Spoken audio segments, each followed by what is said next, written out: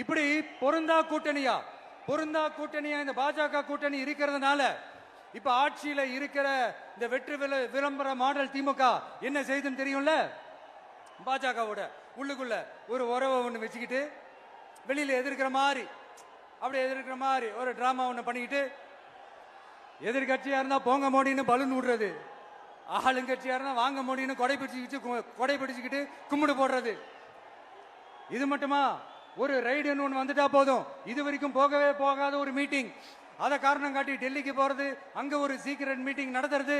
நல்லா நோட் பண்ணணும் மக்களே, அந்த மீட்டிங் அப்புறம் இந்த இஷ்யூ அப்படியே காணாம போயிருக்குமே. அதேதான் Stalin uncle, what uncle is very wrong uncle.